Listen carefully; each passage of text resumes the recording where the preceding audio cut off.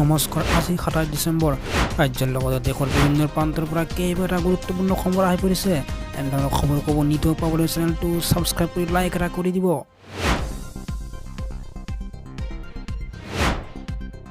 এইবাৰ ৰঙা চীনৰ চকু অসমত।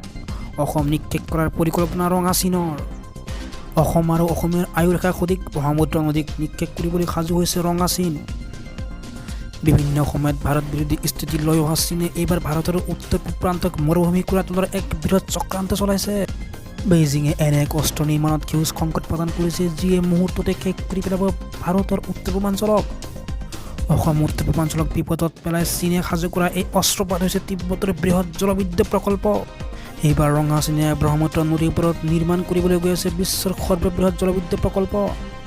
আগন্তুক দিনবোৰত ভাৰতে ইয়াৰ বিৰুদ্ধে কি পদক্ষেপ ল'ব, ই এক লক্ষণীয় বিষয় হৈ পৰিব। এইবাৰ মুখ্যমন্ত্ৰী হিমন্ত বিশ্ব শৰ্মাক পুনৰ হুংকাৰ আমছুৰ সভাপতি ৰেজাউল কৰিমৰ।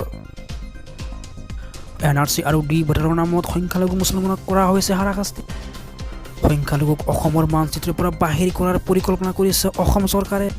এইদৰে মুখ্যমন্ত্ৰীৰ বিৰুদ্ধে খুব ওজৰে আমছুৰ সভাপতি ৰেজাউল কৰিমে। তেওঁ কয় যে মাদ্ৰাছা ঘৰ ভাঙি সংখ্যালঘুক অত্যাচাৰ কৰিছে বিজেপি চৰকাৰে। অত্যাচাৰ কৰিবলৈ ৰাইজে গাদীত বহুওৱা নাই হিমন্ত বিশ্ব শৰ্মাৰক। এইদৰে মন্তব্য কৰে আমছুৰ সভাপতি ৰেজাউল কৰিমে।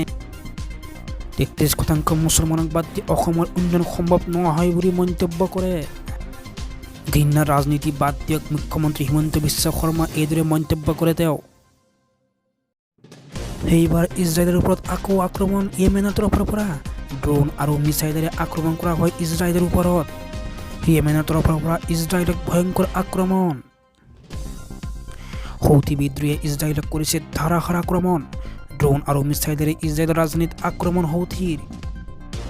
আক্সলেণ্ড চহৰটো লক্ষ্য কৰিলে হৌথিয়ে বেলিষ্টিক মিছাইল আৰু ড্ৰোনেৰে আক্ৰমণ ইজৰাইলৰ ওপৰত।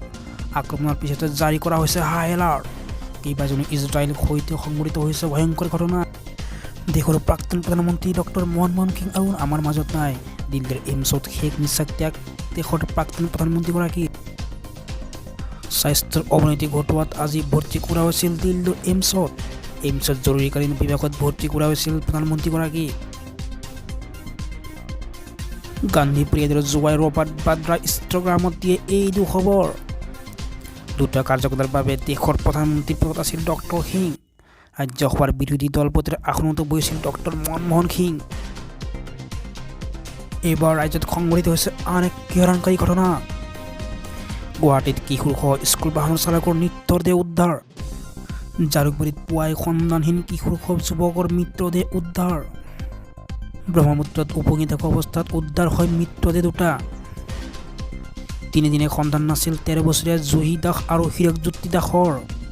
ব্ৰহ্মপুত্ৰৰ গাঁওবুঢ়াপাৰা ঘাটত আজি পুৱাই দুয়োৰে মৃতদেহ উদ্ধাৰ হয়। প্ৰেম সফল নোহোৱা দুয়োৰে চৰমপন্থা বাছি লোৱাৰ সন্দেহ।